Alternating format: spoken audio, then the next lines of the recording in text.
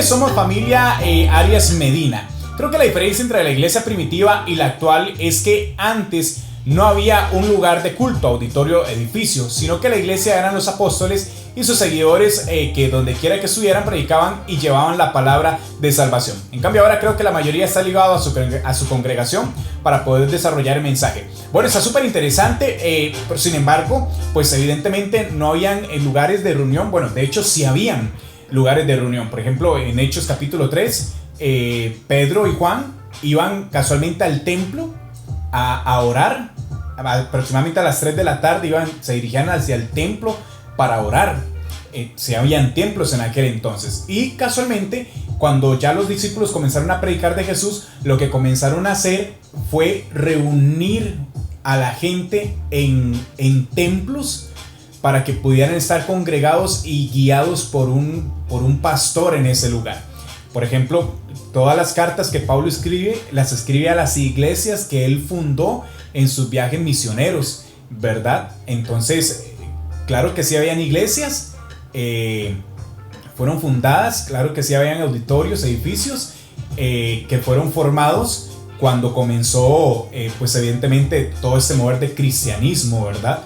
Y cada persona que recibía a Jesús en su corazón era establecida en cada una de las iglesias que fueron estableciendo a lo largo de sus viajes misioneros. Por ejemplo, la iglesia de Corinto, la iglesia de Éfeso, la iglesia de Tesalonia, la iglesia de Filipo, etcétera, de los Gálatas. Todas esas localidades eran iglesias fundadas y establecidas por el apóstol Pablo y bueno, pues los diferentes discípulos y apóstoles que anduvieron en todo ese lugar, ¿verdad? Porque imagínate que si, por ejemplo, ya voy a entrar de lleno con el tema, pero nada más para terminar este punto. Imagínate, por ejemplo, que si los apóstoles hubieran ganado un montón de almas para el Señor, pero no las hubieran discipulado, pues así como recibieron a Jesús, se hubieran olvidado de Jesús porque no hubieran tenido un seguimiento. Por eso Jesús no solamente nos mandó a predicar el evangelio a toda criatura, sino que también nos mandó a discipular. Y el discipular no es sentarme un día con una persona y decirle, vea, usted tiene que hacer esto, esto y esto y esto, sino que discipular es un proceso de formación. ¿Dónde realizaban los procesos de formación? Pues en la iglesia, que casualmente para eso fue establecida la iglesia, para la formación del cuerpo de Cristo, ¿verdad? Por ejemplo, la Biblia dice que Jesús en Mateo capítulo 4, dice la Biblia que Jesús, después de que fue lleno del Espíritu Santo y recibió el poder del Espíritu Santo, comenzó a hacer 4 cosas puntuales. Las 4 cosas que Jesús comenzó a hacer fue enseñar, predicar, sanar y liberar. Y cuando yo me puse a estudiar esto, que de hecho esto lo escribimos en un libro que sacamos el año pasado, para finales del año antepasado, perdón, en el 2018 a finales, escribimos un libro acerca de Jesús y viene parte de eso que estamos hablando. Jesús comenzó a hacer estas 4 cosas: enseñar, predicar, sanar y liberar. Y yo pensaba que enseñar y predicar era exactamente lo mismo, y no. Enseñar tiene que ver con mostrarle a una persona un destino y la forma o la dirección para alcanzar ese destino. Y normalmente esta palabra se utiliza para grupos pequeños de personas reunidos en un lugar establecido. Y predicar tiene que ver con exponer una verdad delegada por una autoridad para que se cumpla en ese momento. Y tiene que ver, y esa palabra predicar tiene que ver con lugares abiertos y a gran voz. Qué interesante que son 2 cosas diferentes. Y la Biblia dice que Jesús enseñaba en el templo, pero predicaba en las ciudades. Y esos son conceptos que ahorita no tenemos bien definidos. Hoy en día predicamos en la iglesia cuando realmente donde deberíamos de predicar es en la calle, y no enseñamos en ningún lugar cuando deberíamos de estar enseñando y equipando a la iglesia en los templos para que puedan salir a predicar, sanar y liberar a todos los perdidos. Bueno, pues ahora sí vamos a entrar de lleno en el tema. El tema que estamos conversando el día de hoy es ¿cuál es la diferencia entre la iglesia primitiva y la iglesia actual o la iglesia contemporánea? Bueno, yo creo que hay muchísimas diferencias, evidentemente. Podemos hablar de diferencias a nivel de estructura, a nivel de organización, a nivel de mensaje. Pero yo creo que una de las cosas más notables que ha perdido la iglesia actual que era muy poderoso y muy fuerte en la iglesia primitiva es exactamente esa esencia sobrenatural.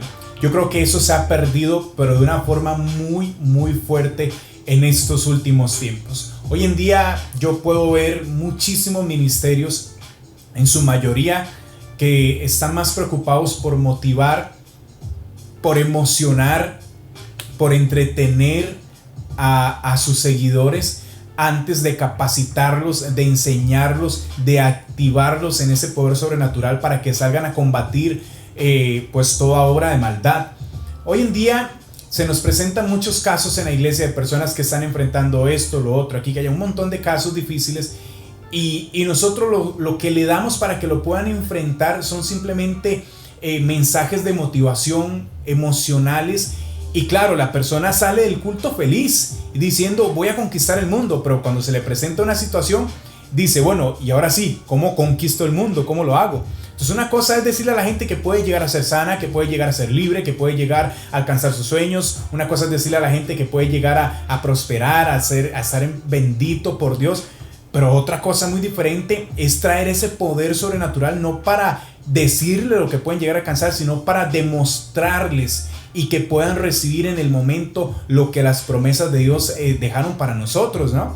Y yo creo que eso es una de las cosas muy esenciales que ha perdido la iglesia en estos tiempos. Si nosotros nos ponemos a ver en el libro de los Hechos, en cada uno de sus 28 capítulos hay manifestaciones del Espíritu Santo. Cada día, cada momento y cada intervención que había por parte de los apóstoles, siempre había una manifestación sobrenatural del Espíritu Santo. ¿Cómo es posible que hoy en día pasemos 2-3 horas dentro de una iglesia y que no podamos ver un milagro de parte de Dios? ¿Acaso Dios perdió poder? ¿Acaso Dios ya no quiere hacer nada en esos tiempos? No, claro que Dios es omnipotente y quiere hacer cosas extraordinarias, pero el gran conflicto que enfrentamos es que quizás llenamos la agenda ministerial de muchísimos eventos y muchísimas cosas, pero no le damos campo al Espíritu Santo. Y esa era la característica principal de la iglesia primitiva. Cada una de las cosas que hacían eran dirigidas, eran diseñadas y dirigidas por el Espíritu Santo. No hacían nada si no era bajo la consejería del Espíritu Santo. Y yo creo que eso es lo que necesitamos recuperar como iglesia. Los más grandes avivamientos que han habido en la historia han surgido de entregarle el púlpito al Espíritu Santo, dejar que Él vuelva a gobernar la iglesia y permitir que Él sea quien direccione los ministerios. Y cuando eso sucede, comienzan a haber milagros, manifestaciones, poder sobrenatural, señales, sanidades, liberación, salvación. Comienza a haber una explosión de poder en el lugar. Pero si nosotros seguimos entreteniendo, motivando, jugando con las emociones del pueblo, no vamos a lograr ver lo sobrenatural y ese gran avivamiento que estamos esperando. ¿Queremos ver un gran avivamiento? Pues a volver a la senda antigua.